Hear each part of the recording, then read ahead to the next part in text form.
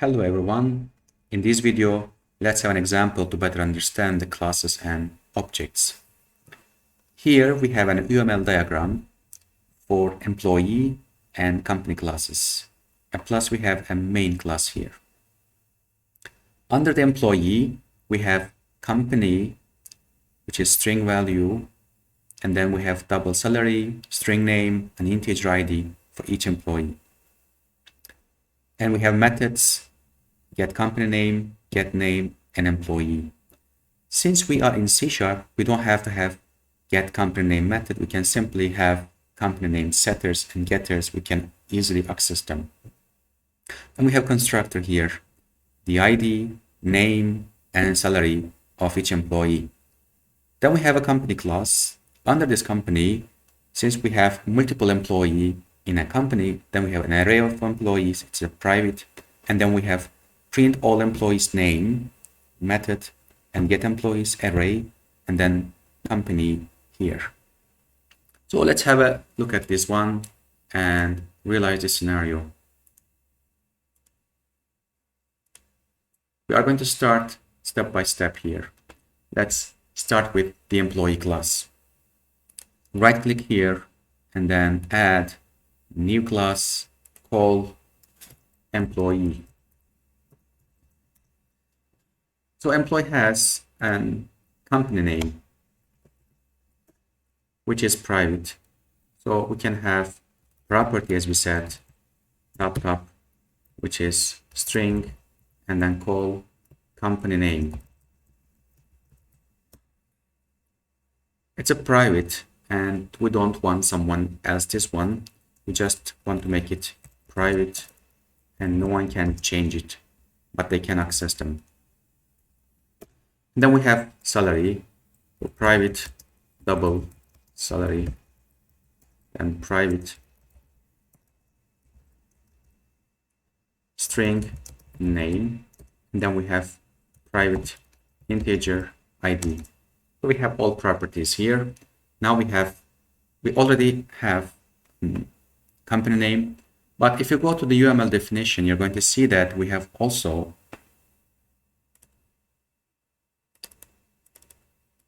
sorry, there's a problem in PC.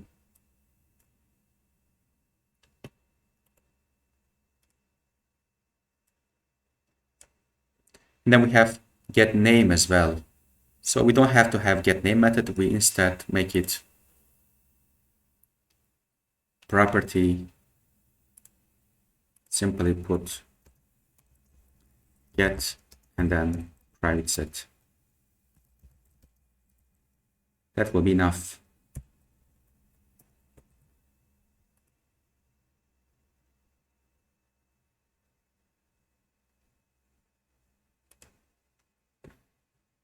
And of course, this should be public because we cannot make it private as well. So now we have done, and we need to have a constructor, and then we have ID, name,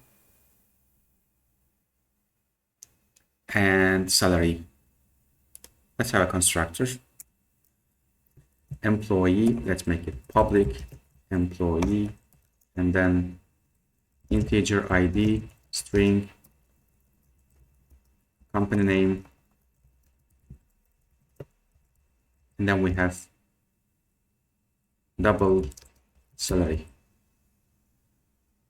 Well, we can add one more because we don't have name.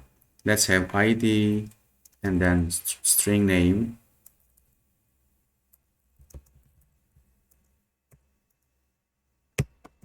and then salary. That's all. And then we should set them all. This ID is equal to ID. This name is equal to name. This company name is equal to company name. And salary is equal to salary.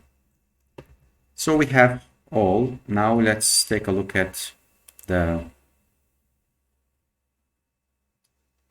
Sorry, PC is freezing with the screen problems, so I'm not able to show this UML diagram to you.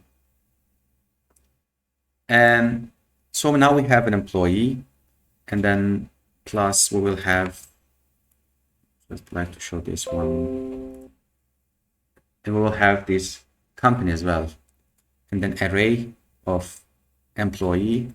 We can have the same for company. Right click here, add plus company, and then company will have so many employees, object property, and then type is going to be employee, but this time it's going to be arrays. So I can simply say employees.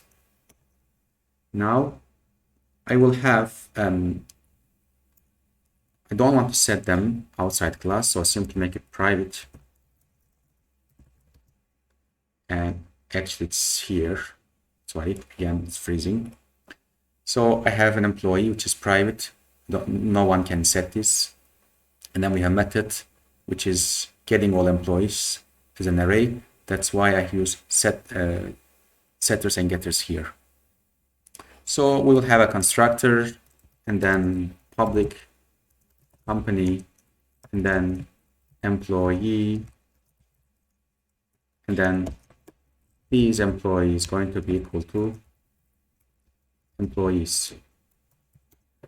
And next, we will have another method, which is defined here, print all employees name. So we have a for loop here, or for each loop, because we are going to take all of these employees name. So public void print all employees name here. So for this one, I need to access all employees which are here. I can say that for each employee, simply or I can say employee in employees, and console write line employee dot name. And then since I'm using setters and getters here, which is accessible, and then I can get it using for each loop. And that's all. Now if I go main class and I say I need to have a company, so I'll say simply company is equal to new company, but company requires an array of employees. That means I need to have an array of employees. Simply go here and create some employee, and then to feed the employee array, and employee one, new employee. So we have ID, which is like 1, and name is going to be Jack, and company name is going to be, well, they are all belongs to the same company. That's why we should go to this company employee and then make this company name same for all.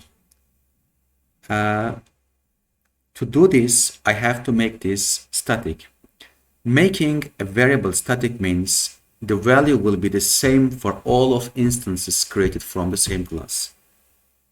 So let's say, for example, ID, name, and salary will be individual. For each employee, it will be different.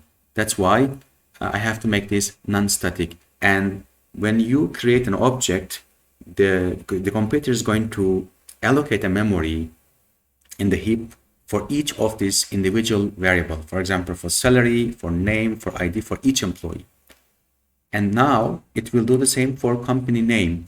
But I know that the all employee, they belong to the same company. That's why if I make this non-static, it will create company name variable for each employee object. That's why it's better to make this static. And since this is same for all, I don't have to set this value for each employee. And then simply delete this one. And that's all. Now, if I go to here, main class, then I simply go salary, for example, 105,000 something like this. And create another one. I can simply copy and change it. An employee 2, and employee 3, And for example, this is 21, and this is 22, and this is Mike, and this is Susan, let's say 200, 2000, 2500 something. So now I need an array of employees. I can simply say create an array and then set employees and new employee and then put them all here. Employee 1, employee 2, and employee 3 here. So now it's ready to take them all employees here. In fact, I didn't assign the company name for employees. If I want to go to this, set the employee name, I can set it here, and then I can say my comp simply. Or you don't need this one. You can go to this main class and you can say employee and then company name. Then you can set it here, my comp. It will set the employee company name for each employee. There's a problem here. The problem simply is we didn't allow them to set it. So one can change. If I remove this private, now I can set this employee name, the company name for employee. Again, if I define something static, that means that value will be the same and common for each employee object created from this employee class. This is actually good for memory and management because you're going to create one single variable, string variable, and then this will be shared by all employee. How many employee? It doesn't matter how many you have. It will be shared by all of them. So now I can simply say console write line company, and then we don't need console write line because it's already printing. I can simply say company dot print all employees name. Now it will print all of the employee and this company. Now here Jack, Mike, and Susan. In the same logic, we can compute each employee salary individually in employee class and then using another method that is returning or printing the employee salary. So that's all for this example. Have a nice day.